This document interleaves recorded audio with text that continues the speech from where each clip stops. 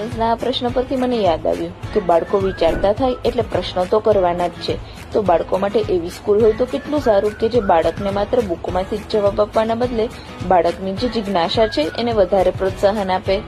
ચાલો ફ્લોરેન્સ, આપણે એવું કરવું છે, આપણે છે ને બધા અલગ અલગ લીવ્સ ને ભેગા કરીએ અને પછી આપણે જોશું કે બધા અલગ અલગ લીવ્સ છે એ કેવી રીતે ટ્રીને હેલ્પ કરે છે. પ્રશ્નો થયા ત્યારે હું એક એવી શાળા શોધતી હતી કે જે બાળકને કંઈક આવી રીતે શીખડાવી શકે. ત્યારે મને યુરોકિડ્સના યુરેકા કરિક્યુલમ વિશે ખ્યાલ આવ્યો, જે એક વિઝિબલ થિંકિંગ કરિક્યુલમ છે અને મને મારા બધા જ પ્રશ્નોના જવાબ મળી ગયા. આ કરિક્યુલમ છે એ હાર્વર્ડના ઝીરો પ્રોજેક્ટ પર આધારિત છે, જે બાળકોને શીખડાવે છે કે કેવી રીતે વિચારવું જોઈએ, કેમ કે બાળકો જ્યારે વિચારતા શીખે છે ત્યારે જ બાળકો સમજતા શીખે છે.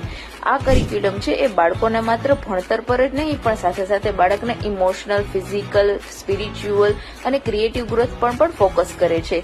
ખરેખર રસપ્રદ છે ને. આપણને ક્યારે કોઈ શીખડાવ્યું કે વિચારવું કઈ રીતે જોઈએ? વધારે માહિતી માટે તમે મારા પ્રોફાઇલ પર જે બાયોમાં લિંક આપેલી છે તેના પર ક્લિક કરો અને યુરોકિડ્સ ઇન્ટરનેશનલ નું ઓફિશિયલ પેજ છે એ પણ ફોલો કરવાનું ભૂલતા નહીં.